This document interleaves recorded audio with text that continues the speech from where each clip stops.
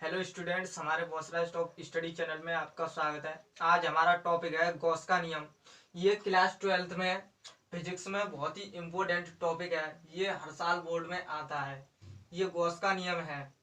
आज हम इस गॉस के नियम की ही बात करेंगे और इस गॉस के नियम की डेरिवेशन कंप्लीट करेंगे। और ये हमने आपके लिए ये डेफिनेशन लिखी हुई है। इसी डेफिनेशन के अनुसार हम डायग्राम बना के और इस डेरिवेशन को कंप्लीट करेंगे। तो सबसे पहले हम इस डेफिनेशन को पढ़ते हैं। तो डेफिनेशन में लिखा हुआ है, माना किसी बिंदु आवेश Q किसी बंद पृष्ठ A के भीतर किसी बिंदु O पर स्थित है। माना पृष्ठ A पर कोई बिंदु P है जिसकी बिंदु O से दूरी R है। पृष्ठ A पर बिंदु P के चारों ओर एक अल्पांश क्षेत्रफल dA है। तो सबसे हम पहले डायग्राम के अनुसार डेरिवेशन करेंगे। तो डेफिनेशन से डायग्राम बनाते हैं। तो सबसे पहले लिखा है, माना किसी बिंदु आवेश Q। तो सपोज हमने किया बिंदु आवेश Q, ठीक है। अब बंद पृष्ठ A के भीतर, ये बंद पृष्ठ A के भीतर है। हम डॉट डॉट डॉट डॉट से बंद पृष्ठ के भीतर Q है A, यानी ये बंद पृष्ठ का क्षेत्रफल कितना है A, और उसके भीतर Q आवेश हमने रख दिया है। बिंदु O पर स्थित है। ये Q कहाँ स्थित है? बिंदु O पर। माना पृष्ठ A पर कोई बिंदु P है। ये पृष्ठ A है, ये पृष्ठ A है। ये इस पृष्ठ पर एक बिंदु क्या है? P, बिंदु P है जिसकी बिंदु O से दूरी R है। जिसकी बिंदु O से दूरी P की R है, यानी O से P तक की दूरी R है। पृष्ठ A पर बिंदु P के चारों ओर एक अल्पांश क्षेत्रफल dA है। पृष्ठ A पर बिंदु P के, पृष्ठ A पर बिंदु P पर हम एक अल्पांश क्षेत्रफल dA लेते हैं, dA। अब इसी की दिशा में विद्युत क्षेत्र की दिशा लगेगी, यानी ई वेक्टर और डी ये क्षेत्रफल हमने सपोज किया ये इधर को जाएगा। तो यहाँ एक एंगल बनाएगा जिसे हम थीटा कहते हैं। अब Q के कारण बिंदु P पर विद्युत क्षेत्र की तीव्रता, यानी बिंदु Q के कारण बिंदु P पर विद्युत क्षेत्र की तीव्रता की गणना करेंगे। Q के कारण बिंदु P पर विद्युत क्षेत्र की तीव्रता, Q के कारण बिंदु P पर विद्युत क्षेत्र की तीव्रता होगी E = 1/4 pi epsilon naught into E = 1/4 pi epsilon not. ये Q के कारण बिंदु P पर विद्युत क्षेत्र की तीव्रता की डेफिनेशन हमने इससे पिछली वीडियो में बता दी थी। ये डेरिवेशन पिछली वीडियो में करा दी थी। तो E = 1/4 pi epsilon not formula होता है Q/R²। बिंदु Q के कारण बिंदु P पर R दूरी से E = 1/4 पाई एप्सिलॉन नॉट इंटू Q/R², ये फॉर्मूला होता है।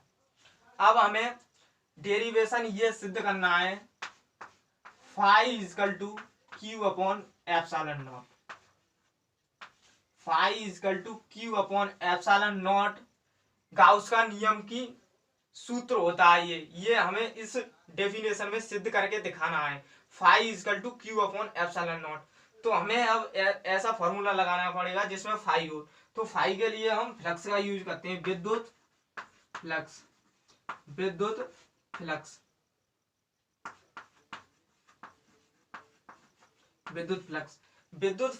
हम सबसे पहले छोटे क्षेत्रफल के बारे में बात करेंगे, यानी सबसे पहले हम फ्लक्स इतने क्षेत्रफल के बारे में निकालेंगे, फिर हम संपूर्ण क्षेत्रफल के लिए फ्लक्स निकालेंगे। यानी सबसे पहले हम dA क्षेत्रफल के लिए फ्लक्स निकालेंगे। तो कम ही क्षेत्रफल होगा, कम क्षेत्रफल के लिए d phi = E vector into dA vector. जब वेक्टर जब इनटू में लगे होते हैं तो हम cos थीटा लेते हैं, और थीटा के लिए यहाँ हमने एंगल में भी थीटा लिखा है, तो ये हो जाएगा E D A cos theta. ये अब इसको हम समीकरण 1 मानते हैं। अब समीकरण 1 को ई की जगह यहाँ प्लेस करेंगे, E equal to 1/4πε0 into Q upon R square को ई की जगह प्लेस करेंगे। तो मैं इसको दोबारा रिपीट करता हूँ। डेफिनेशन के अनुसार हमने ये चित्र बनाया है। अब इस चित्र के अनुसार हम डेरिवेशन को कंप्लीट करेंगे। तो मैं इसको एक बार रिपीट करता हूँ। सबसे पहले डेफिनेशन में लिखा है, माना किसी बिंदु आवेश Q बनाया, बंद पृष्ठ ए के भीतर बिंदु O है। माना पृष्ठ ए पर बिंदु P है। पृष्ठ ए पर बिंदु P है। पृष्ठ ए पर कोई बिंदु P है जिसकी बिंदु O से दूरी R है। बिंदु O से P तक दूरी R है। पृष्ठ ए पर बिंदु P के चारों ओर एक अल्पांश क्षेत्रफल माना है, जिसको हमने dA से प्रदर्शित किया है। तो सबसे पहले हम Q के कारण बिंदु P पर विद्युत क्षेत्र की तीव्रता, Q के कारण बिंदु P पर विद्युत क्षेत्र की तीव्रता होता है E equal to 1/4πε0 into Q upon R square. ये समीकरण 1 माना हमने। फिर हम विद्युत फ्लक्स निकालेंगे। विद्युत फ्लक्स सबसे पहले हम छोटे क्षेत्रफल के लिए निकालेंगे, फिर संपूर्ण क्षेत्रफल के लिए निकालेंगे। तो D phi equal to E vector into D A vector equal to, जब वेक्टर को जब इंटू में लिखा होता है तो इंटू हटाने के लिए और वेक्टर हट जाते हैं, cos थीटा आ जाता है। तो E D A cos theta. अब मैं इसको ऊपर रब कर रहा हूँ, इस डेफिनेशन को ऊपर करूंगा।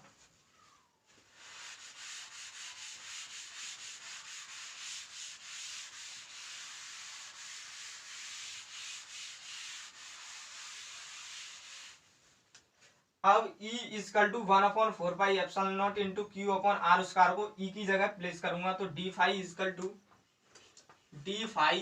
टू E की जगह प्लेस करूंगा तो 1/4πε0 into Q upon R square into D A cos theta. अब मैं Q का 1 से मल्टीप्लाई करूंगा। D phi equal to Q upon 4πε0 into R को D A upon D into cos theta के अपॉन में ले जाऊंगा। तो D A into cos theta upon R square.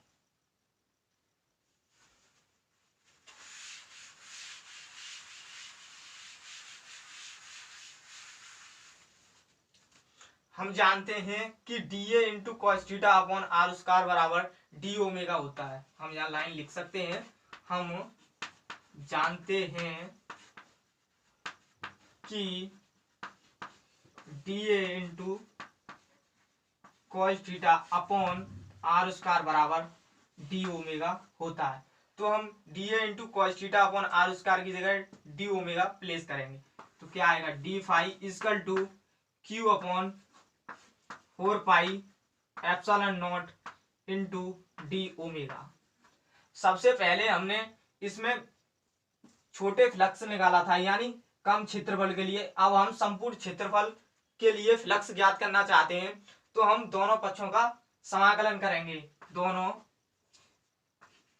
अब संपूर्ण पृष्ठ का विद्युत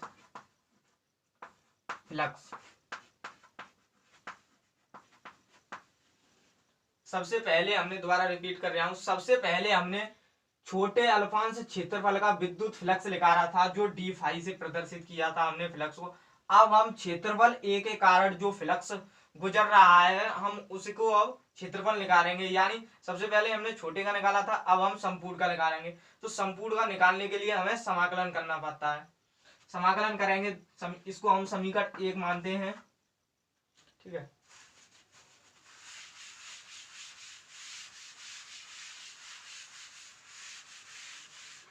सॉरी, यहां लिखा था D phi equal to Q upon 4πε0 epsilon naught into D omega, और इसको हमने समीकरण 1 माना था। समीकरण एक का अवकलन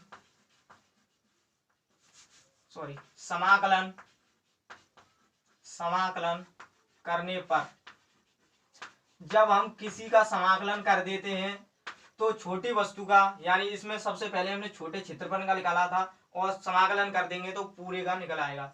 तो समाकलन करेंगे तो D phi equal to Q upon 4 pi epsilon naught into D omega. D phi का फाई हो जाएगा समाकलन, Q upon 4 pi epsilon naught constant value है तो ये बाहर आ जाएगी, Q upon 4 pi epsilon naught into D omega. हम जानते हैं कि D omega is equal to 4 pi होता है, D omega is equal to 4 pi होता है।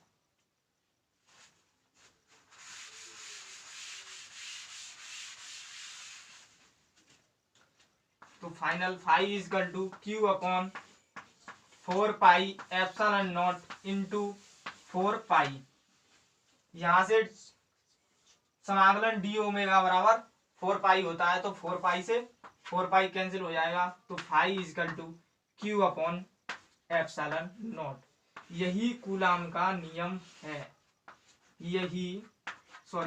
यही गॉस का नियम है, यही गॉस का नियम है।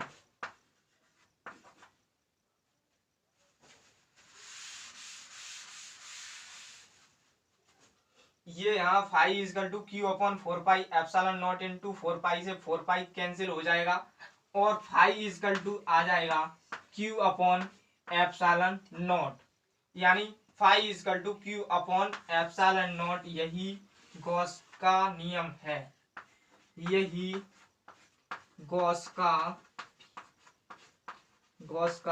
नियम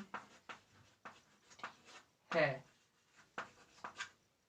ये डेरिवेशन कंप्लीट हुई। अब हम फाई के मात्रक और विमा की बात करेंगे।